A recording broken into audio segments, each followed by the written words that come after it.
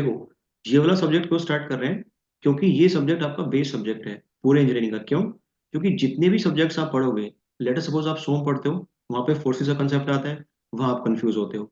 FM पढ़ते हैं हम लोग, वहां पे फोर्सेस की बात करते हैं, लॉज ऑफ मोशन की बात करते हैं, सेकंड लॉ की बात करते हैं, वहां पूछते हो कि ये कहाँ से निकल के आ गया। तो इस सब्जेक्ट को स्टार्ट करने का पर्पस यही है कि जो आपका एक फाउंडेशन है, जो आपका बेस है, वो स्ट्रॉन्ग रहे। इसको आप टाइम दोगे। अच्छा मुझे एक बात बताओ, लेट सपोज 10,000 बच्चे पेपर देते हैं, तो क्या सबका सिलेक्शन होता है? सबका नहीं होता ना यार। जो लोग चीजों को सीरियसली लेते हैं, अगर आप इस सब्जेक्ट को सीरियसली लोगे, देखो इस सब्जेक्ट का weightage as such number of question के टर्म से बहुत कम है। हो सकता है कि एक सवाल आए, हो सकता है दो सवाल आए, तीन सवाल आए, लेकिन जो इसकी एप्लीकेशंस हैं, वो आपके पूरे सिविल के अंदर बहुत इंपॉर्टेंट है, बहुत ज्यादा। अगर आपकी कमांड इस वाले सब्जेक्ट पे बहुत अच्छी है, तो जितने सब्जेक्ट आप पढ़ने वाले हो उसके बाद में, कहीं से भी चाहे किसी से पढ़ो, से फर्क नहीं पड़ता, आपको उसमें टाइम बहुत कम लगने वाला है। I can guarantee that. तो इस सब्जेक्ट पे आप सबसे ज्यादा ध्यान दो। और फर्स्ट इसलिए ले रहे हैं, ये भी इसका एक रीजन था बस। ठीक है बात, तो स्टार्ट कर रहा हूँ, ठीक है। जितने भी लोग देख रहे हैं, वो अपना कैमरा म्यूट कर लो, वरना आवाज आएगी, कोई डिस्टरबेंस होगा। कुछ की मैं यहाँ से कर देता हूँ। ठीक है, अपना अपना कैमरा आप लोग म्यूट कर लीजिए, सॉरी जो माइक है वो म्यूट कर लीजिए। चलो देखो, इंजीनियरिंग मैकेनिक्स पढ़ने से पहले देखो, आप जितने भी लोग पहले पढ़ चुके हैं उनको पता है कि सबसे पहले हम क्या करते हैं, ये देखते हैं कि सब्जेक्ट हम क्यों पढ़ना चाहते हैं, इसकी नीड क्या है, हमें इसकी नीड क्या है, क्यों हम इतना मत्था इस सब्जेक्ट के अंदर मार रहे हैं, और कहाँ से निकल के आया है। तो सबसे पहले बात करते हैं मैकेनिक्स की। सबसे किसी को भी लिखना नहीं है, मैं बोल दूंगा लिखने के लिए, अभी नहीं लिखना, भी सिर्फ ध्यान से बात सुननी है। That is mechanics. मैकेनिक्स क्या होती है? मैकेनिक्स कोई कोई भी मुझे बताएगा इसकी? बिल्कुल मैं आपसे बुकिश डेफिनेशन नहीं पूछ रहा हूँ, वो तो मैं आपको लिखवा दूंगा यहाँ पे। क्या समझते हो क्या होती है मैकेनिक्स? कोई भी अगर कमेंट करना चाहे तो।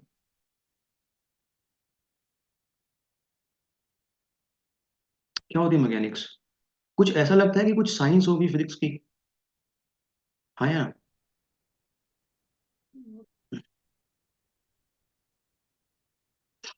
अरे बात का जवाब दो कमेंट में। क्या समझते हो मैकेनिक्स से?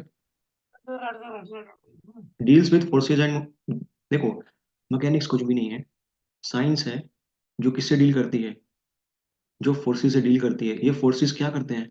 ये फोर्सेस किसी भी बॉडी का जो स्टेट ऑफ मोशन है, वो चेंज करते हैं। इस पूरी स्टडी को अपन क्या बोलते हैं? मैकेनिक्स बोलते हैं। इसकी एक बार डेफिनेशन लिख रहा हूँ, उसमें काफी सारे टर्म्स आपको वापस बताता हूँ, ठीक है। ये अब आपको नोट करना है मेरे साथ में, ठीक है। इट इज अ साइंस,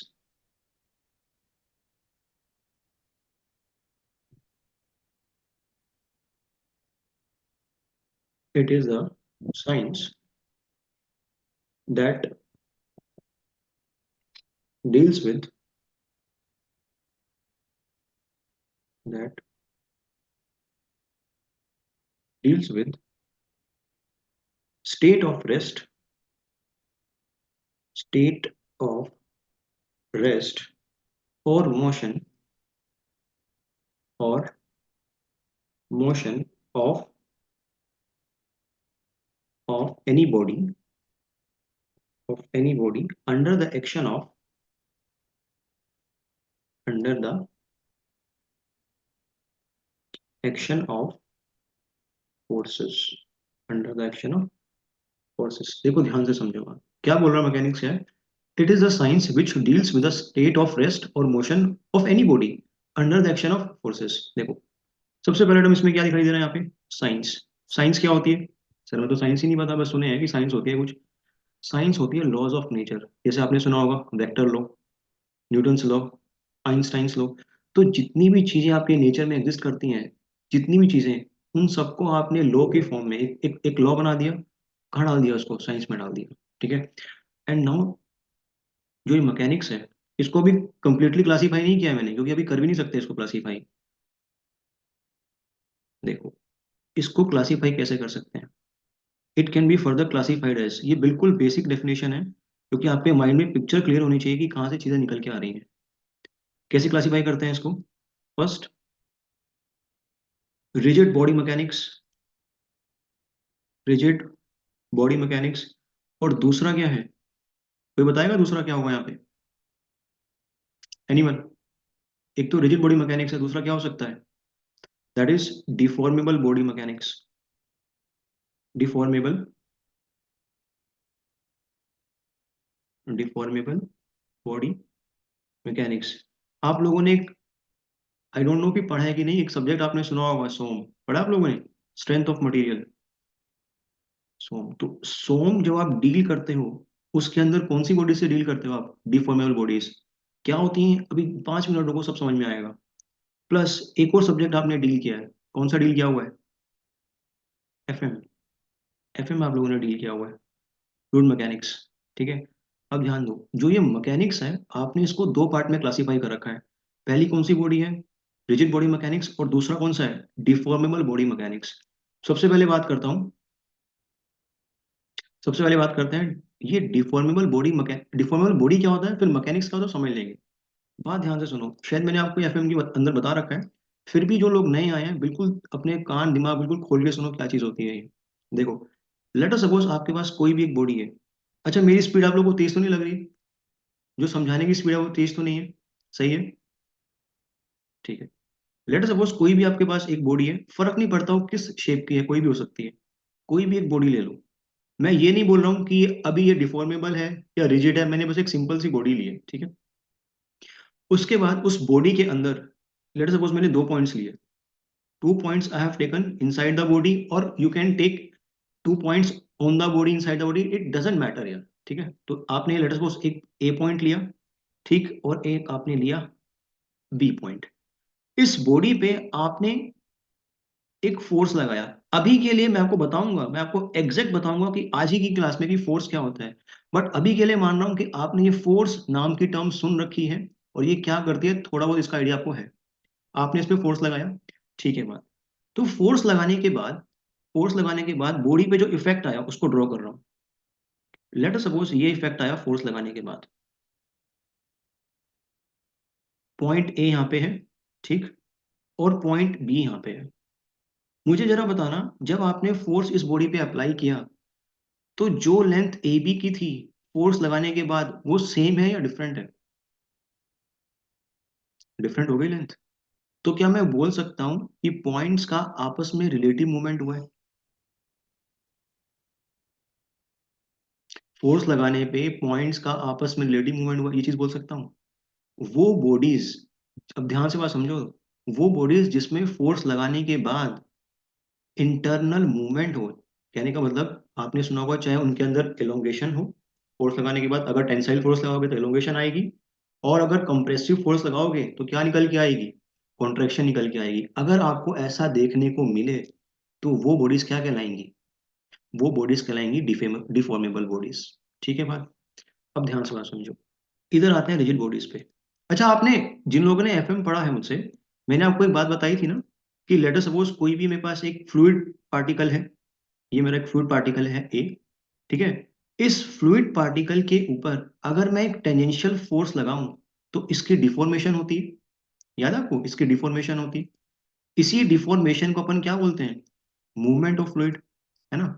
तो यहाँ भी क्या हो रहा है, यहाँ भी किस तरीके का डिफॉर्मेशन हो रहा है आपको? क्या आपको यहाँ पे इस वाली लाइन की, इस वाली लाइन की एक मूवमेंट होती हुई दिखाई दे रही है? इसकी रिलेटिव पोजीशन में चेंज दिखाई दे रहा है आपको? पहले ये लाइन स्ट्रेट थी, जब आपने इस पे फोर्स लगाया तो अब ये क्या हो गई? इंक्लाइंड हो गई। कहने का मतलब इसकी मूवमेंट में चेंज हुआ। तो ये बॉडी भी कैसी है? एक डिफॉर्मेबल बॉडी है। क्लियर है बात? अब इस पे आते हैं, रिजिड पे आते हैं। अब देखो, रिजिड में क्या होता है, बिल्कुल सिंपल चीज है। सेम केस है, आपने क्या किया, 2 पॉइंट्स लिए, point number one, point number A, then point B. आपने लगाया इस पे एक फोर्स, ठीक। चलो, जब आपने फोर्स लगाया, फोर्स लगाने के बाद भी, फोर्स लगाने के बाद भी पॉइंट नंबर ए और पॉइंट नंबर बी के बीच में डिस्टेंस में कोई चेंज नहीं आया, या फिर मैं ऐसा बोल सकता हूं कि इनकी रिलेटिव पोजीशन सेम हुई। तो फोर्स लगाने के बाद जिन बॉडीज के अंदर कोई भी आपको रिलेटिव मोशन नहीं दिख, रिलेटिव चेंजेस नहीं दिखते, किस टाइप की बॉडीज होती हैं वो? रिजिड बॉडीज होती हैं। आई बात समझ में? अब मुझे थोड़ा सा सोच के बताओ, क्या नेचर में कोई ऐसी बॉडीज एग्जिस्ट करती हैं कि आपने फोर्स लगाया और उसमें चेंज ना आए? Is it practically possible to have rigid bodies? No, it is not practically possible. कुछ ना कुछ तो चेंजेस आपको डेफिनेटली देखने को मिलेंगे। अब ऐसा नहीं बोल सकते कि सर एक दीवार है, उस पे मैं फोर्स लगा रहा हूँ तो उसमें, देखो बात समझो, देखो कंडीशन समझो। आपके सामने एक दीवार है, ठीक है, आप उस पर धक्का लगा रहे हो, क्या दीवार के अंदर कोई रिलेटिव पोजीशन होगी? पॉइंट्स के अंदर आएगी क्या? आपने दीवार पे फोर्स लगाया, दीवार मूव नहीं कर रही, क्या उसके अंदर कोई रिलेटिव पोजीशन होगी? नहीं होगी। दीवार अपनी जगह स्टेबल रहेगा। इतनी छोटी सी होगी कि आप उसको देख भी नहीं पाओगे। आप तो ये बोलोगे ना कि दीवार तो रिजिड है, बट अगर वहीं मैं क्रेन ले आऊं, क्या क्रेन उस दीवार को मूव करा देगी? उसके अंदर के पॉइंट्स को आराम से उसको श्रिंक भी कर देगी, उसे इलोंगेट भी कुछ भी कर सकती है ना। तो रिजिड एज सच प्रैक्टिकली कुछ नहीं होता है। डिपेंड करता है आपके किस पे, इस बात पे भी डिपेंड करता है कि आपका फोर्स का मैग्नीट्यूड क्या है। क्लियर हुई बात सबको? ठीक है। तो अब एक बात बताओ सर, एक बात समझ नहीं आई, हम लोगों ने सोम पढ़ लिया, हम लोगों ने एफएम पढ़ लिया, तो मैं ये रिजिड बॉडी क्यों पढ़ूं? क्या कभी क्वेश्चन आया दिमाग में? सर मैंने तो इससे अच्छा चीज पढ़ ली ना, मैंने तो डिफॉर्मेबल बॉडीज पढ़ ली जो रियलिटी में है। तो मैं इस अजम्पशन को क्यों पढूं? क्यों चीज इसको स्टडी क्यों करूं मैं? एक बात समझो ध्यान से, एक चीज सिखाता हूँ, देखो। आपके पास दो बॉडीज हैं, ठीक है, ध्यान से सुनना, इंपॉर्टेंट चीज है।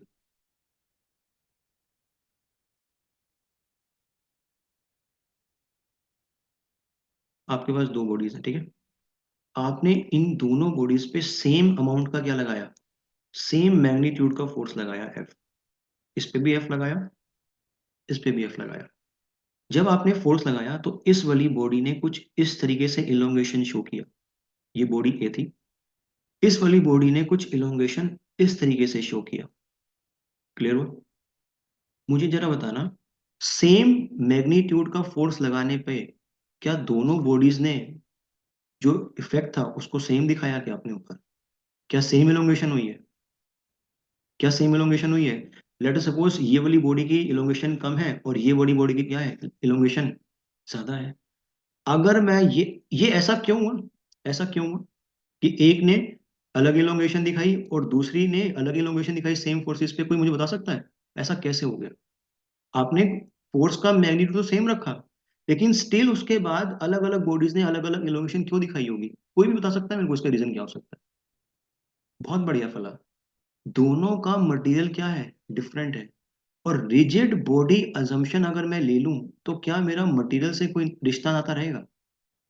अगर मैं ये बोल दूं रिजिड बॉडी, रिजिड बॉडी, जैसे ही मैंने बोला रिजिड बॉडी, दोनों के अंदर इलोंगेशन क्या ले लूंगा मैं, अजम्पशन वाइज जीरो ले लूंगा। दोनों के अंदर फोर्स लगाने पे अगर इलोंगेशन, क्योंकि दोनों को मैंने क्या बोल दिया, दोनों को मैंने बोल दिया रिजिड बॉडी, और जैसे ही मैंने रिजिड बॉडी बोला तो दोनों के अंदर इलोंगेशन की अजम्पशन क्या ले लूंगा, बताओ आप ही। जीरो लूंगा ना, क्योंकि मैंने क्या बोला कि रिजिड बॉडी वो बॉडीज हैं जिसके अंदर इलोंगेशन या फिर कुछ भी रिलेटिव मूवमेंट क्या होती है, जीरो होती है। तो जैसे ही मैंने अजम्पशन लिया रिजिड बॉडी, तो क्या मेरा मटेरियल से कोई रिश्ता नाता रह गया यहाँ पे? क्या मुझे ये पता करना जरूरी था कि कौन सा मटेरियल ए का है और कौन सा मटेरियल बी का है? नहीं ना। तो ये एडवांटेज था क्या लेने का, रिजिड बॉडी मानने का, उसको पढ़ने का। तो फिर पढ़ क्यों रहे हैं सर? बात समझो ध्यान से। तुमने एक डिफॉर्मेबल बॉडी पे फोर्स लगाया, तुमने इसकी पूरी स्टडी कर रखी है फोर्स लगाने से क्या होता है, लेकिन तुम्हें ये नहीं पता। बेसिकली देखो, सोम के अंदर और फ्लूइड के अंदर, हम लोग देखो सोम के अंदर पहला ही चैप्टर कौन सा होता है, माइल्ड सील होता है, आया नाम। तो वहां पे तुमको मटेरियल से इंट्रोड्यूस किया जाता है, ये अजम्पशन मानते हुए कि तुम रिजिड बॉडी के बारे में ऑलरेडी इंजीनियरिंग मैकेनिक्स में पढ़ के आए हो। कोई भी टीचर होता है सबसे पहले क्या बोलता है, सबसे पहले कौन सा सब्जेक्ट होता है, इंजीनियरिंग मैकेनिक्स होता है। क्योंकि वहां पे हमारा बॉडी के मटेरियल से कोई लेना देना नहीं है, सिर्फ किससे लेना देना है, डिफरेंट टाइप ऑफ फोर्सेस से लेना देना है, कि उन फोर्सेस का इफेक्ट मेरी बॉडी पे क्या होगा। आई बात समझ में? आई बात समझ में आप लोगों को? दूसरी चीज, रिजिड बॉडी मैकेनिक्स में एक तो ये चीज होगी कि हम असम्पशन मानेंगे कोई भी रिलेटिव डिफॉर्मेशन नहीं होगा। दूसरी चीज क्या होगी वो सीखो। देखो, अब मैं ये मान रहा हूँ कि सब लोगों ने कैंटिलीवर बीम कभी ना कभी देखी होगी, चाहे प्रैक्टिकली चाहे यहाँ पे ग्राफिकली। देखो ध्यान से,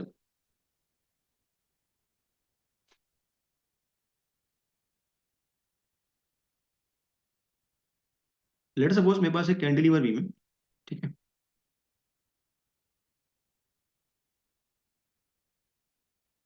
मैंने इस कैंटिलीवर बीम पे एक फोर्स लगाया। अब ये बताओ ये फोर्स इंटरनल है या एक्सटर्नल है? ये फोर्स इंटरनल है या एक्सटर्नल फोर्स है? ये एक एक्सटर्नल फोर्स है, ठीक है, अच्छी बात है। मैंने एक यहाँ पे सेक्शन कट किया, ध्यान से सुनना बात, एक सेक्शन कट किया, इस कटेड सेक्शन को दिखा रहा हूं आपके सामने।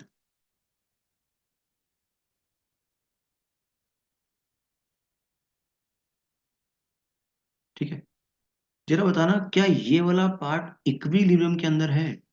कहने का मतलब क्या ये बैलेंस है क्या? क्या ये बैलेंस्ड है? नहीं है, नीचे गिर जाएगा। तो अब आपको एक प्रैक्टिकल एग्जांपल देता हूँ, अपनी ये फिंगर लो। ठीक है, इस फिंगर को जब आप यहां से खींचोगे तो क्या इस जॉइंट पे कुछ महसूस हो रहा है आपको, कुछ पेन टाइप?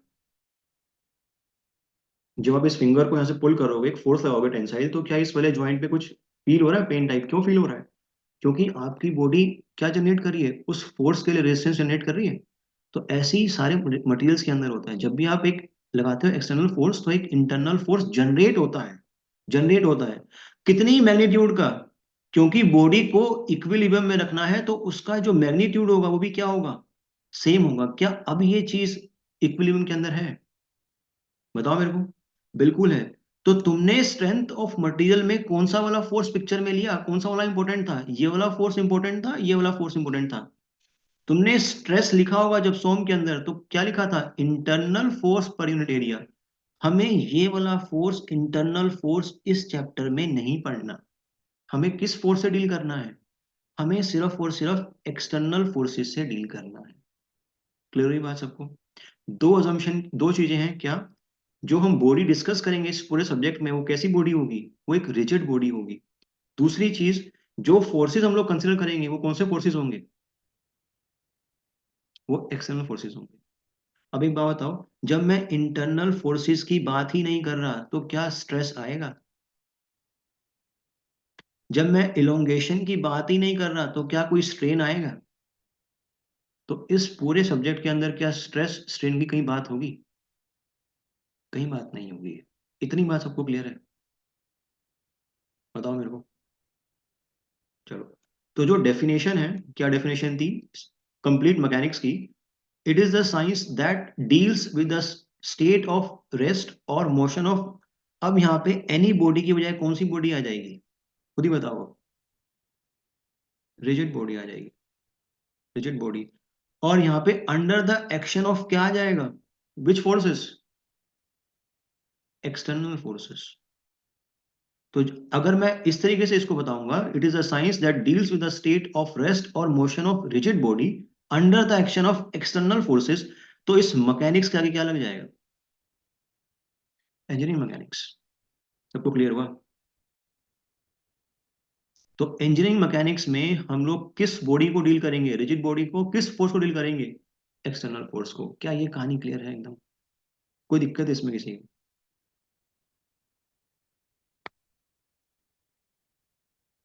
तो जितना इस पेज पे लिखा है उसको आप, क्योंकि ये आपको कोई एग्जाम में पूछेगा नहीं, जो मैंने आपको चीजें बताई हैं अभी कोई पूछने नहीं वाला आपको। ये आपको बस एक बेसिक अंडरस्टैंडिंग देने के लिए कि मैकेनिक्स क्या है, उसके बाद इंजीनियरिंग मैकेनिक्स क्या होती है। मेरे ख्याल से क्लियर हो गया वो सबको, क्या चल रहा है यहाँ पे। क्लियर है? इसको एक बार आप नोट कर सकते हो, अगर हो जाए तो डन लिख सकते हो। अभी आपसे कोई नहीं पूछेगा रिजिड बॉडी क्या होती है, डिफॉर्मेबल बॉडीज क्या होती है, नहीं। एक बार आप नोट कर लो। अगर चाहते हो कि मैं कुछ लिखूं तो वो भी मुझे बोल सकते हो, अगर आपको अपनी लैंग्वेज में नोट करना है तो कर सकते हो, मैं आपको टाइम दे रहा हूँ यहाँ पे। इंजीनियरिंग मैकेनिक्स की डेफिनेशन मैं अगले पेज पे लिखने वाला हूँ, अलग से हो तो। बासित, समझ में आया बेटा? फला, सिमरन, इमप्रीत, आसमा, रोहित और नरेंद्र। चलो सही है। बाकी भी है, सृष्टि, सुमित, महेश्वर। अच्छा महेश्वर भी आया हुआ है, ठीक।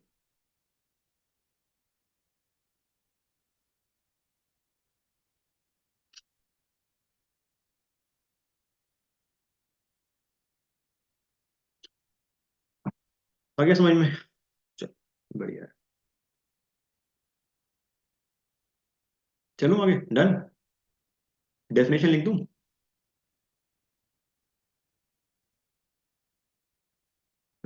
Engineering mechanics.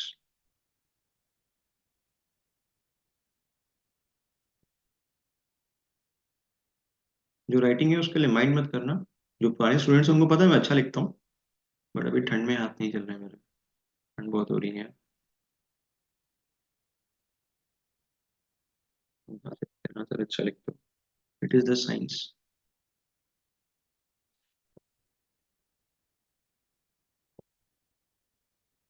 which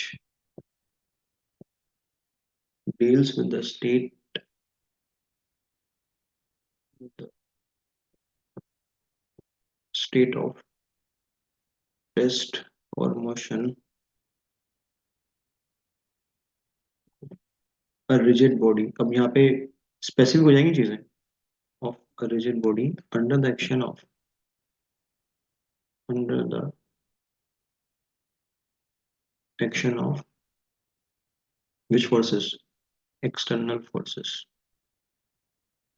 external forces। Note करो, फिर डिस्कस करते हैं टॉपिक्स जो हम इस सब्जेक्ट में कवर करने वाले हैं। मेरे ख्याल से इंट्रोडक्शन मैंने काफी सही से दे दिया, आपको क्लियर हो गया वो पिक्चर कि क्या करने वाले हैं इसमें, क्या क्या किस चीजों से हम लोग खेलने वाले हैं। नोट कर लो।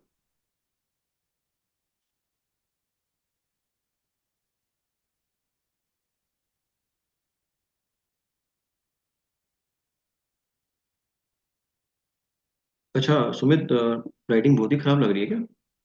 एक्चुअली मेरी आदत है लिखने की, बाकी मेरे स्लाइड्स आपको शेयर कर दूंगा ना लास्ट में, अगर मुझसे मिसप्लेस नहीं हुई तो।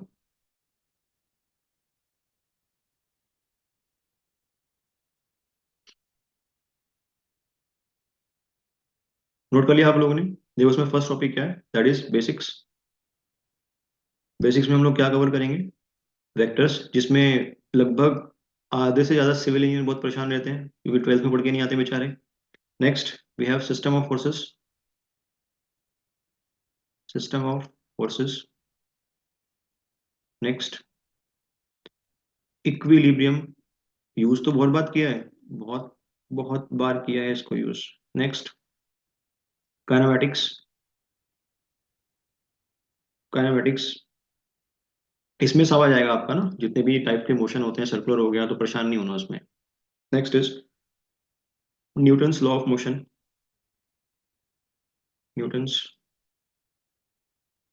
लॉ ऑफ मोशन, इसमें प्लेनर मोशन, यूनिफॉर्म मोशन तो सब कुछ कवर कर लेंगे। नेक्स्ट इज फ्रिक्शन, ये बहुत इंपॉर्टेंट है क्योंकि इसके जो प्रैक्टिकल एप्लीकेशंस आप कहाँ देखते हो? आप लोगों ने सुना होगा ना हाईवे के अंदर कोफिशिएंट ऑफ फ्रिक्शन, हम लोग निकालते हैं स्टॉपिक्स एंड डिस्टेंस वहाँ पे, है ना? तो वहाँ पे आराम से ड्राइव हो जाता है अगर चीजें यहाँ पे क्लियर है तो। Next is virtual work. अब ये बहुत ही, देखो वर्चुअल वर्क अगर समझोगे यहाँ पे, तो फिर जो तुम्हें दिक्कत स्ट्रक्चर में होती है तो वहां दिक्कत नहीं आएगी। Virtual work, virtual work energy principal बोलते हैं जिसको, तो ये भी ठीक है। नेक्स्ट इज इम्पल्स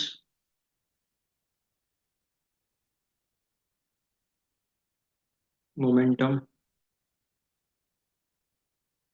इसको कोलिजन बोल सकते हो, elastic collision, plastic collision, coefficient of restitution वगैरह ये सब इसमें आएगा। Next is first and second moment of energy, first and second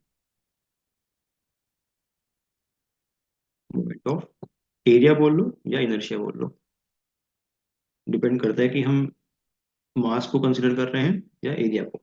ठीक है, तो ऐसा कुछ वो नहीं है कि हमें ये सीक्वेंस में करना है। ये मैंने टॉपिक्स मेंशन किए हैं जो हम लोग इस कोर्स में डिस्कस करने वाले हैं। कुछ अगर रह भी जाएगा यहाँ पे मेंशन करने के लिए तो परेशान नहीं होना, वो ड्यू कोर्स में कर लेंगे। ठीक है, नोट करो, फिर चलते हैं।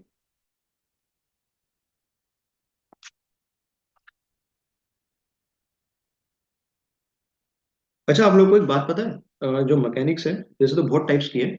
आपने सुना होगा क्लासिकल मैकेनिक्स और एक आइंस्टाइन मैकेनिक्स, कभी नाम सुना है सर? कभी सुना हो क्लासिकल मैकेनिक्स? तो बेसिक जो क्लासिकल मैकेनिक्स है वो किन की मैकेनिक्स है? बहुत बढ़िया बात, वो न्यूटन न्यूटन की मैकेनिक्स है। और जो मॉडर्न मैकेनिक्स है जिसको हम किस क्या नाम बोलते हैं, आइंस्टाइन मैकेनिक्स है ना? तो हम लोग इस कोर्स में कौन सी मैकेनिक्स पढ़ेंगे? न्यूटन या क्लासिक आइंस्टाइन? न्यूटन मैकेनिक्स पढ़ेंगे। हालांकि आउटडेटेड हो चुकी है, टू बी वेरी ऑनेस्ट। अभी रियल वर्ल्ड के अंदर जो मैकेनिक्स फॉलो होती है, दैट इज टोटली कौन सी वाली, क्वांटम, आइंस्टाइन वाली। बट बेस को स्ट्रॉन्ग करने के लिए, फंडामेंटल्स को स्ट्रॉन्ग करने के लिए कहाँ से चीजें निकल के आई, हम लोग क्लासिकल मैकेनिक्स भी पढ़ने वाले हैं। ठीक है, नोट करो इसको।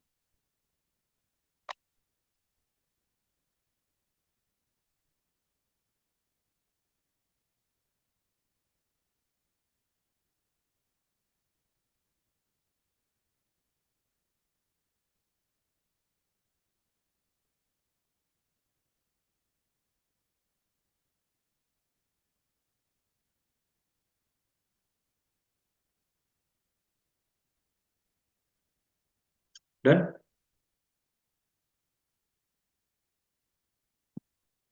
एक बार आप लोग ना इसको अपने सिलेबस से चेक कर लेना कि कुछ टॉपिक छूट ना जाए इसके अंदर बस। पर्सनली मैसेज कर सकते हो, कोई दिक्कत नहीं है। ठीक है, चलो आगे चलता हूँ। Next is, that is chapter 1। Intro कर दिया हमने। चैप्टर 1, इंट्रोडक्शन बोल लो या बेसिक्स बोल लो, कोई फर्क नहीं पड़ता उससे। उसमें हमें पढ़ना क्या है, वेक्टर्स पढ़ना है। बहुत परेशानी आती है इसमें ना। चलो स्टार्ट करते हैं। इसमें फर्स्ट पॉइंट है, that is physical quantities. Physical quantities.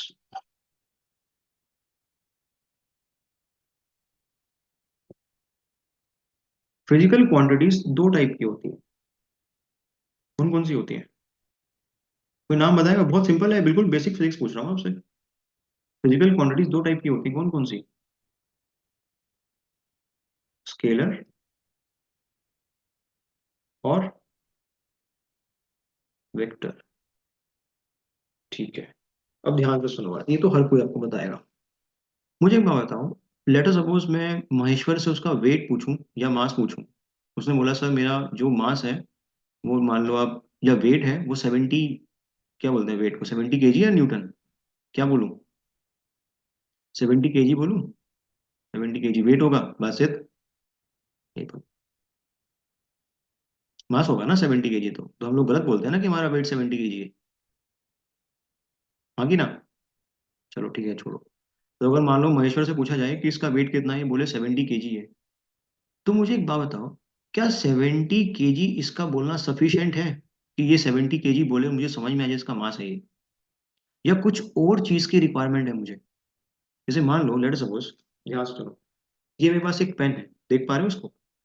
इस पेन की अप्रोक्सीमेट कितनी लेंथ होगी? 15 सेंटीमीटर होगी। तो इस पेन की लेंथ को डिफाइन करने के लिए मैंने एक टर्म यूज किया, 15 सेंटीमीटर। तो 15 centimetre as a value sufficient है इसकी लेंथ को डिफाइन करने के लिए, या कुछ और भी चाहिए मेरे को? बताओ। जैसे रूम का 7 डिग्री है या 8 डिग्री है, तो टेम्परेचर को डिफाइन करने के लिए हमने एक वैल्यू यूज किया 6 डिग्री। क्या वो सफिशिएंट है? अगर मैं बासित से बोलूं कि मेरे रूम का टेम्परेचर 6 डिग्री है, तो उसको समझ में आएगा, या उसको और इन्फॉर्मेशन चाहिए? समझ में आएगा ना उसको? तो बेसिकली वो फिजिकल क्वांटिटीज जिसमें सिर्फ मैग्नीट्यूड की जरूरत पड़े, उनकी कंप्लीट अंडरस्टैंडिंग के लिए क्या बोल दोगे उनको? उनको बोल दोगे स्केलर फिजिकल क्वांटिटीज। ठीक है, बात, इतनी बात क्लियर हुई सबको? फॉर एग्जाम्पल, आपको एग्जाम्पल दिया, टेम्परेचर हो गया आपका, मास हो गया, लेंथ हो गई, काफी सारे एग्जाम्पल्स हम लोग कर सकते हैं। तो सबको समझ में आया स्केलर क्या होता है? ये तो बिल्कुल बच्चों वाली बातें हैं। क्यों? इसको नोट कर रहा हूँ, क्योंकि मैं ये मान रहा हूँ कि हमको कुछ नहीं आता। इसके बाद हम लोग फोर्स डिस्कस करेंगे। मैं ये मान के चल रहा हूँ कि आपको फोर्स भी नहीं पता क्या होता है।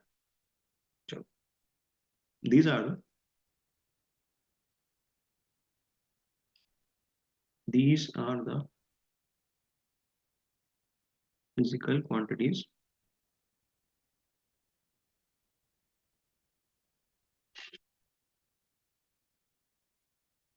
which need which needs only magnitude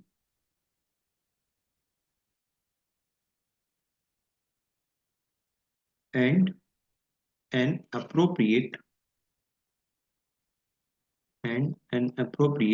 unit for their complete for their complete specification. कैसे सर, दोबारा बताओ एक बार। फॉर एग्जांपल अगर बात करें मास की, किसी का मास अगर सिर्फ बोल दूं 70 है, तो कुछ समझ पाओगे इससे? 70 क्या है? सेंटीमीटर है। 70 करंट से क्या है? लेकिन अगर मैं बोल दूं 70 kg है, तो क्या ये कंप्लीट है एक तरीके से? हाँ सर, उसका मास 70 kg है, पूरी बात समझ में आती है। तो 70 क्या है यहाँ पे? 70 यहाँ पे मैग्नीट्यूड है, वैल्यू है। और केजी क्या है? केजी क्या है? केजी हमारे पास एक फंडामेंटल यूनिट है। क्लियर है? इसमें और एग्जांपल लिख सकते हो, क्योंकि जे अब तो नहीं आते, पहले जेई में कुछ ऐसे क्वेश्चन भी आए हुए थे कि which of the following is not a scalar quantity. एक दो क्वेश्चन मैंने ऐसे भी देखे हैं आपके, तो लिख सकते हो एग्जांपल्स में। बॉडी टेम्परेचर या रूम टेम्परेचर, इसमें काफी अच्छी अच्छी बात करने वाले हैं वेक्टर्स के अंदर। ये तो बहुत सिंपल चल रहा है अभी। नेक्स्ट क्या हो सकता है? लेंथ हो सकती है। और एग्जांपल क्या दे सकते हो? बताओ, मास हो गया, लेंथ हो गई, टाइम हो सकता है। अगर मैं आपको टाइम बताऊं 8:30 PM, समझ जाओगे, कोई दिक्कत ही नहीं है उसके लिए, और कुछ इन्फॉर्मेशन नहीं चाहिए। तो ये सारी की सारी फिजिकल क्वांटिटीज कैसी हैं? स्केलर है। अच्छा, सोम के अंदर एक टर्म यूज होता है ना, टेंसर, सुना आप लोगों ने? टेंसर क्या होती है? वो भी डिस्कस कर लेंगे इसके अंदर, उसका भी फंडा क्लियर हो जाएगा। नोट करो, फिर चलते हैं आगे। जो लोग बार बार ज्वाइन कर रहे हैं, लीव कर रहे हैं, उन पे ध्यान मत दो, ठीक है? अपने कॉन्सेप्ट पे ध्यान दो। अगर आप टाइम दोगे चीज़ों को, फिर टाइम आपको टाइम देगा सक्सेस में, आराम से। उसकी अगर आप यहाँ पे इज्जत करते हो, तो डेफिनेटली वो भी आपकी इज्जत करेंगे। आराम से पढ़ो। नोट कर लिया आप लोगों ने? नेक्स्ट जो क्वांटिटीज है, that is vector quantity. Vectors. चलो भाई, स्टार्ट करते हैं इसको। चलो, अब देखो, बात सुनो ध्यान से।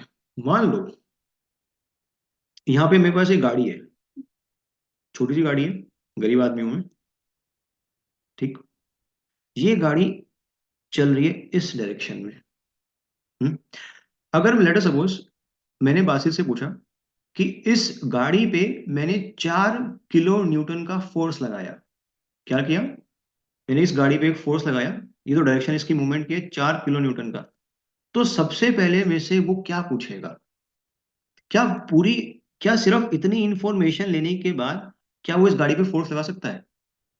मैं बोलूं कि ये जो गाड़ी जा रही है, इस पे 4 किलो न्यूटन का फोर्स लगाओ, तो क्या इतनी सी वो मेरी बात सुन के तुरंत चला जाएगा और फोर्स लगा देगा?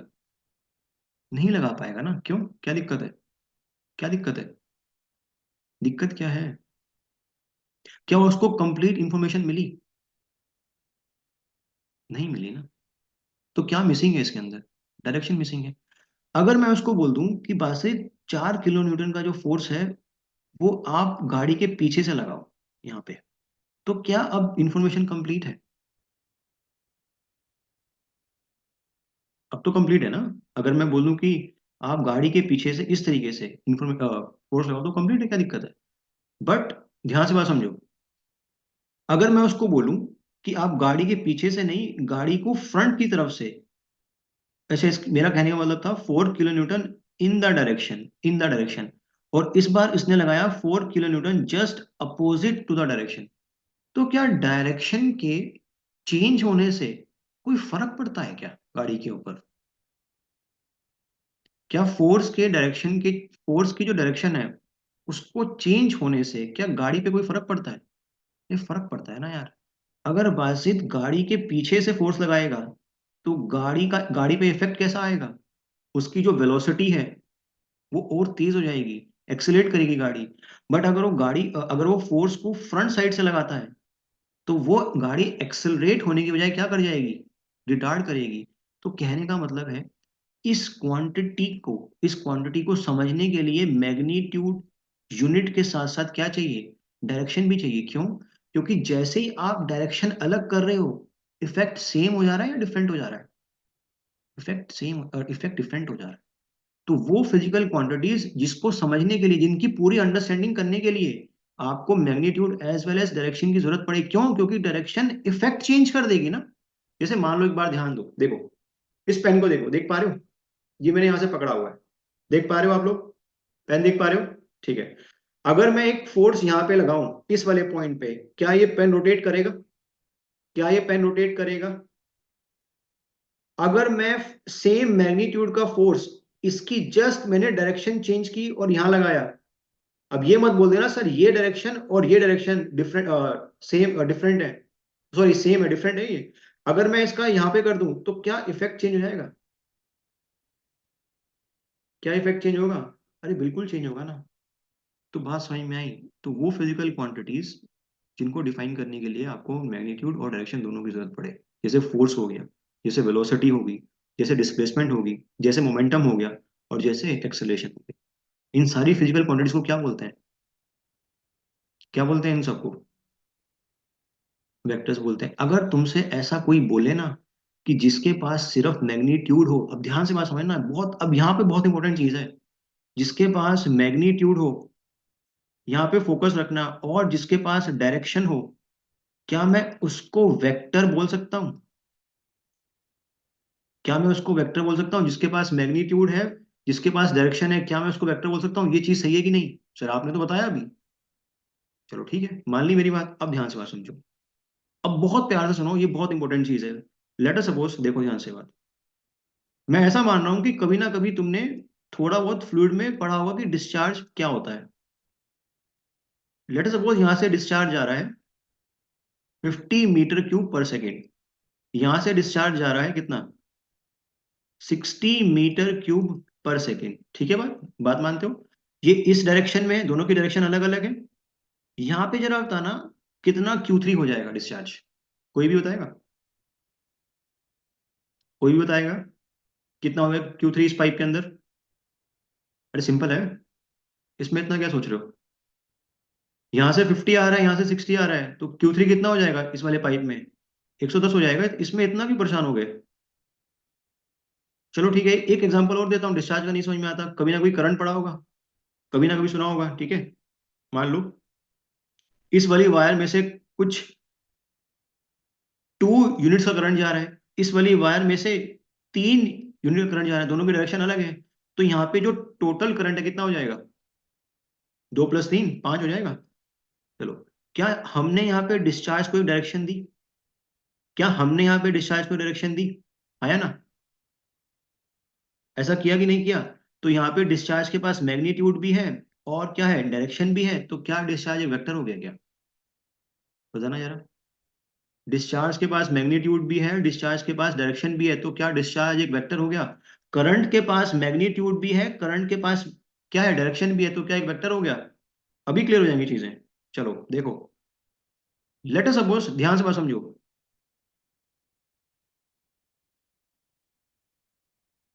यहाँ पे एक फोर्स F1 है, यहाँ पे एक फोर्स क्या F2 है, इस डायरेक्शन में, तो क्या, सही से ध्यान- देखो, ये है, थोड़ा दिमाग खोलने वाली चीज है। F1 F2 और यहाँ पे क्या है, दिस इज F3। F1 है let suppose 40 kilo Newton, F2 है यहाँ पे 60 किलो न्यूटन, तो F3 कितना हो जाएगा फटाफट बताओ। अब तो इतनी एग्जांपल दिए, F1 यहाँ से है, F2 यहाँ से, तो F3 कितना होगा? जल्दी बोलो, F3 कितना हो जाएगा? F3 हो जाएगा 100 किलो न्यूटन। बेटा ये कभी ऐसा जिंदगी में सुना है कि फोर्स ऐसे ऐड करते हैं कि इधर से F1 आ रहा है, इधर से F2 आ रहा है, तो इधर से ये F3 100 हो गया? कभी ऐसा सुना है? तो डिस्चार्ज, करंट और फोर्स, अंतर समझ रहे हो? तीनों के पास क्या है, मैग्नीट्यूड है, तीनों के पास क्या है, डायरेक्शन है। तुमने डिस्चार्ज को तो एल्जेब्रिकली ऐड किया, 50 + 60 110। करंट को तुमने क्या किया, एल्जेब्रिकली ऐड किया, 2 + 3 = 5। लेकिन तुम फोर्स को क्या एल्जेब्रिकली ऐड कर पा रहे हो क्या? तो क्या कह सकता हूं कि वेक्टर, फोर्स एक वेक्टर क्वांटिटी है, अभी ऊपर बताया मैंने आपको। तो इन फोर्स डिस्चार्ज और करंट से कैसे डिफरेंट है? फोर्स के पास भी मैग्नीट्यूड और डायरेक्शन है, तो ऐसे डिफरेंट है कि फोर्स क्या फॉलो करता है, vector law of addition follow करता है।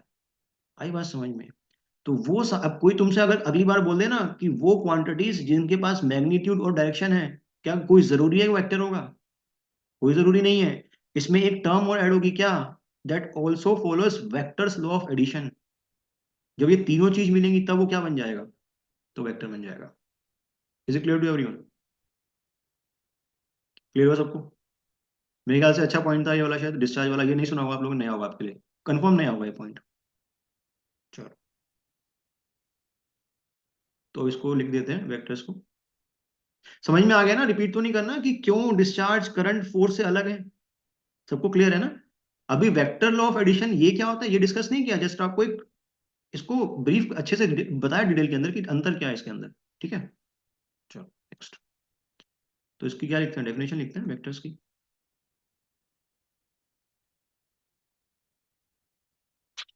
तुम्हें क्या लगा था कि छोटा मोटा वेक्टर होगा क्या? हाँ, सर आएंगे बताएंगे वेक्टर क्या होते हैं सर, जिनके पास मैग्नीट्यूड और डायरेक्शन होती है वेक्टर बोल देंगे, ऐसा नहीं हुआ भाई। तो लिखो, these are the physical quantities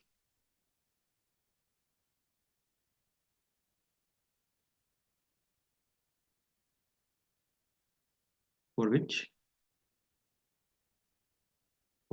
magnitude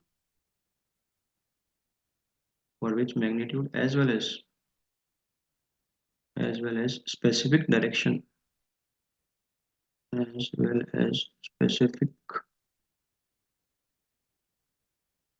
direction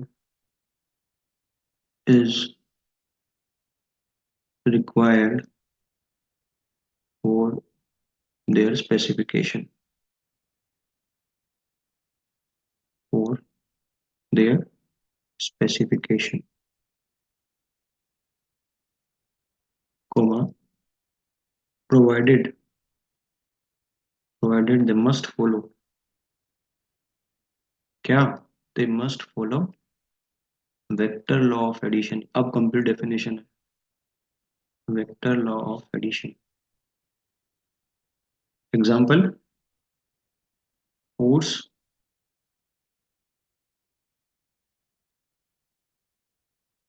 velocity, displacement, एक्सेल, क्या स्क्रीन रुक गई क्या आप लोगों की?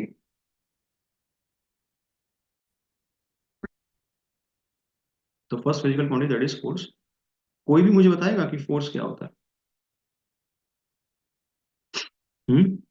तो क्या समझते हो फोर्स से आप? पुश और पुल, और कोई इसके अलावा? विच स्टार्ट और स्टॉप, सही बता रही है इमप्रीत। कोई और मतलब थोड़ा सा सही है? आपके कमेंट्स बिल्कुल सही हैं। बाकी लोग क्या कर रहे हो आप? अरे जो भी माइंड के अंदर आ रहा है आप उसको यहाँ पे कमेंट्स में पुट करो ना, क्या जब मैं बोलता हूँ आप तब लिखा करो। आप ही को फायदा होगा, जो आप थॉट सोच रहे हो तक मुझे मेरे तक आ पाएंगे ना कि आप कैसे सोचते हो। तो जिसको जो दिमाग में आ रहा है वो टाइप करो कमेंट में, शर्माओ मत। यहाँ पे उससे काम नहीं चलेगा। यहाँ पे मेरे सामने शर्मा रहे हो, वहां पे जब ऑफिसर बन जाओगे कैसे काम करोगे बताओ? फील्ड में क्या करोगे? कॉन्ट्रैक्टर के सामने शर्माओगे? भैया जैसा भी आपको करना है आप वैसा कर दो, कोई दिक्कत नहीं है, हमें तो बस सैलरी आ जाएगी मंथ की।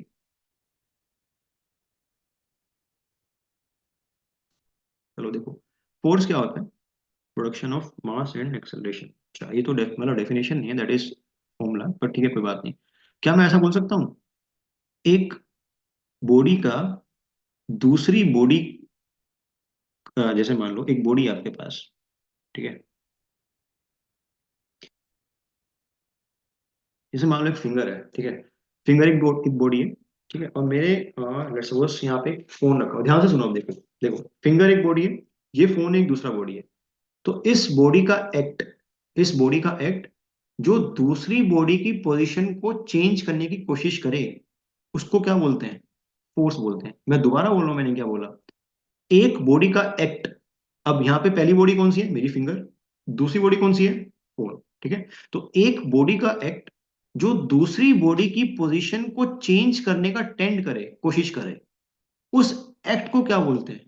फोर्स बोलते हैं। बात सबको क्लियर हुई? डेफिनेशन क्या है? act of one body which tends to change the state of other body is termed as force। as simple as that। देखो, जब एक बॉडी, मैंने इस पे एक बॉडी के थ्रू फोर्स लगाया, क्या मेरा फोन, क्या इसकी, पहले तो बताओ इसकी स्टेट क्या है? इसकी रेस्ट में है, मोशन में? ये रेस्ट में है या मोशन में है जो दूसरी बॉडी रेस्ट में है? पहली बॉडी से मैंने एक्ट करवाया, जरा बताना क्या इसके एक्ट के कारण सेकंड बॉडी का जो स्टेट है वो चेंज हो रहा है रेस्ट से मोशन में? बताओ, फोर्स लगा रखा है मैंने, अरे मैंने फोर्स लगा रखा है, क्या इसका मोशन चेंज हो रहा है? अंधे भी हो चुके हैं कुछ लोग, यस बोल दे रहे हैं खड़े। अभी नहीं हुआ ना, अभी नहीं हुआ। तो मैंने क्या ऐसा बोला कि हमेशा इसकी पोजीशन में इसकी जो स्टेट है उसमें चेंज होगा? टेंड्स टू चेंज ना, कोशिश करेगा। बेचारा कोशिश तो कर पा रहा है, कोशिश तो कर रहा है, बट क्या चेंज कर पा रहा है उसकी स्टेट को? नहीं कर पा रहा। अगर थोड़ा सा एक्ट में चेंज लाऊं, क्या अब उसकी पोजीशन चेंज हो रही है क्या? तो एक वर्ड ध्यान रखना, टेंड्स टू चेंज, जरूरी नहीं है कि एक्ट पहली बॉडी का दूसरी बॉडी के स्टेट को चेंज कर ही देगा। बात सबको क्लियर हुई? सबको समझ में आया फोर्स क्या है? चलो देखो, तो पुश एंड पुल वाली बात भी सही है, वो बेसिकली बात से टाइप्स ऑफ फोर्स हो गया ना, पुश एंड पुल। समझ में बात? तो एक्शन या act of one body which tends to change, which tends, देखो यहाँ पे एक वर्ड बहुत इंपॉर्टेंट है, टेंड्स। टेंड्स क्यों लिखना पड़ रहा है? क्योंकि कोई जरूरी नहीं है कि वो एक्शन उसकी स्टेट को चेंज कर ही देगा, कोई जरूरी नहीं है। क्लियर हुआ बात? Action of one body which tends to change, tends to change the state of another body, the state of another body on on which it is acting। तो इसको क्या बोलते हैं? इस एक्शन को क्या बोलते हैं? फोर्स बोलते हैं। अब फोर्स कैसी क्वांटिटी है? फोर्स कैसी क्वांटिटी है? फोर्स एक वेक्टर क्वांटिटी है। वेक्टर क्वांटिटी है तो उसके पास क्या होगा? मैग्नीट्यूड भी होगा, प्लस इसके पास डायरेक्शन भी होगी, प्लस इसके पास ये क्या करेगा? ये वेक्टर लॉ ऑफ एडिशन को क्या करेगा? फॉलो करेगा। वेक्टर लॉ ऑफ एडिशन को फॉलो करेगा। Is it clear? For example, ध्यान से सुनो बात, लिखना बंद करो, इधर देखो। मान लो मेरे पास एक कैंटिलीवर बीम है, ध्यान से सुनना बात। एक एग्जांपल आपको फिर समझाता हूँ, देखो। आपने इस कैंटिलीवर पे कुछ ऐसा फोर्स लगाया F1, और एक फोर्स आपने इस तरीके से लगाया F2। क्लियर है बात? दोनों का मैग्नीट्यूड सेम है, दोनों का मैग्नीट्यूड सेम है, 10 किलो न्यूटन। इसका भी कितना है? 10 किलो न्यूटन। ठीक। अब मैं जिससे बोलूंगा वो जवाब देगा। रोहित, मुझे एक बात बताओ, ये जो F1 वाला फोर्स है और जो F2 वाला फोर्स है, क्या दोनों का इफेक्ट मेरी कैंटिलीवर बीम पे सेम होगा? F1 और F2 जो मैं दो फोर्स लगाए जिनका मैग्नीट्यूड सेम है, तो क्या दोनों का इफेक्ट मेरी बॉडी पे सेम होगा? नहीं होगा ना, सेम नहीं होगा। F1 के कारण इस बॉडी में क्या चेंज आएगा? अभी समझ मासित, F1 नहीं, सिमरन बताएगी। F1 के कारण इस बॉडी में क्या चेंज आएगा? इससे समझ में आ जाएगा कि कितना तुम लोग ध्यान से सुनते हो। F1 के कारण इस बॉडी में क्या चेंज आएगा? F1 फोर्स लगाने के बाद इस बॉडी में चेंज क्या आएगा? सिमरन, वो आपसे पूछ रहा हूँ, क्या कोई चेंज आएगा? क्या कोई चेंज आएगा? क्यों? क्यों? नो तो लिख दिया, चेंज क्यों नहीं आएगा? नहीं नहीं, मेरा वो ठीक है, दूसरी साइड में रिएक्शन डेवलप होगा, वो अच्छी बात है, वो कोई दिक्कत नहीं है। बहुत बढ़िया बात। मैं यही सुनना चाह रहा था कि कितना अटेंटिव हो गया आप क्लास में सुनते हो। हमने पहला अजम्पशन क्या लिया है? पहला अजम्पशन क्या लिया है? बॉडी कैसी है? रिजिड बॉडी है। अरे नमूनों, अगर यही चीज सोम में पढ़ते तो क्या इसकी इलोंगेशन हो जाती फोर्स लगाने पे? अरे हाँ, है ना। लेकिन मैंने बस ये देखना चाह रहा था कि कितने अटेंटिव क्लास में बैठते हो। कैसी बॉडी है? Rigid body. क्या कोई स्ट्रेस की बात करूंगा? क्या कोई स्ट्रेन की बात करूंगा? कोई बात नहीं करूंगा, कोई बात नहीं करूंगा। लेकिन F2 के कारण क्या ये बॉडी इस तरीके से हो जाएगी अपनी, इस तरीके से डिफॉर्म? बिल्कुल हो सकती है, क्या फर्क पड़ता है ना? तो इस बात का ध्यान रखना। सबको फोर्स क्लियर है? सबको फोर्स क्लियर है क्या होता है? इसमें कोई दिक्कत किसी को? आज के लिए सफिशिएंट है।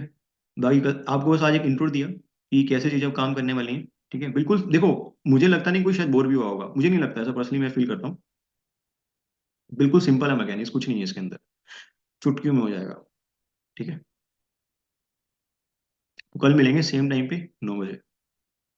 F2 से चेंज होगा, बिल्कुल F2 से चेंज होगा। F2 से बिल्कुल चेंज होगा। आपने देखो ये कैंटिलीवर बीम है। जब आप इस देखो F2 से चेंज क्यों निकल के आया, क्योंकि F1 का और F2 का डायरेक्शन अलग अलग अलग अलग था। और मैंने आपको अभी आपको बताया कि अगर मैं डायरेक्शन चेंज करूंगा, अगर मैं डायरेक्शन चेंज करूंगा तो उसका क्या चेंज होएगा, उसका जो इफेक्ट है बॉडी पे वो चेंज होगा। F2 के कारण कुछ इस तरीके से आपकी बॉडी क्या करेगी, अपनी स्टेट को चेंज कर लेगी। क्लियर है बात? सुमित बात क्लियर हुई? तो फोर्स समझ में आ गया, वेक्टर समझ में आ गया, स्केलर समझ में आ गया, इंजीनियरिंग मैकेनिक्स क्यों पढ़ते हैं उसके सबसे बड़े अजम्पशन क्या है वो समझ में आ गए, क्यों हम रिजिड बॉडी से मत्था मार रहे हैं, क्योंकि हमें ये सारी चीजें फोर्सेस का इफेक्ट हमारी बॉडी पे स्टडी करना है। हमारा काम बॉडी स्टडी करना नहीं है। इस सब्जेक्ट में ये नहीं पता करना कि माइल्ड स्टील के अंदर फोर्स लगाने पे क्या क्या होता है, वो पता नहीं करना है। सही बात समझ में? क्योंकि माइल्ड स्टील से कॉपर से मुझे कोई मतलब नहीं है। मेरे पास एक सैंपल है, चाहे वो कॉपर का हो, चाहे वो किसका हो, माइल्ड स्टील का हो, चाहे वो कॉर्क का हो, किसी का भी हो, मैं ये अजम्पशन लूंगा इसके ऊपर जो इफेक्ट है वो क्या रहेगा, नेग्लिजिबल रहेगा। सिर्फ मुझे फोर्सेस पढ़ने हैं इस चैप्टर इस कोर्स के अंदर। क्लियर हुआ? सबको क्लियर, आप समझ में आया? चलो, एक आपको माइंडसेट दिया। बिल्कुल, वहां तो पढ़ते हैं ना हम लोग, सोम नहीं पढ़ रहे ना बेटा, सोम थोड़ा ना पढ़ रहे हैं। सोम के अंदर तो हम बात ही किसकी करते हैं, स्ट्रेस स्ट्रेन की करते हैं, चैप्टर पहले चैप्टर वही होता है। अच्छा एक बात बताओ, कनेक्टिविटी तुम्हें समझ में है कि सोम के अंदर पहला चैप्टर स्ट्रेस स्ट्रेन क्यों होता है? क्योंकि एग्जामिनर या टीचर या कोई भी या बुक क्या अजम्पशन करती है कि तुम क्या पढ़ के आए होंगे। सोम के अंदर पहला ही चैप्टर स्ट्रेस स्ट्रेन क्यों होता है, कभी गौर किया? क्योंकि वो लोग अजम्पशन करते हैं कि तुम लोगों ने इसके पहले क्या पढ़ा होगा, इंजीनियरिंग मैकेनिक्स, वो तो पढ़ते ही नहीं कभी क्योंकि इससे तो क्वेश्चन नहीं आते। आई बात समझ में? चलो ठीक है, कल मिलते हैं इसी टाइम पे। बंद करूँ मीटिंग?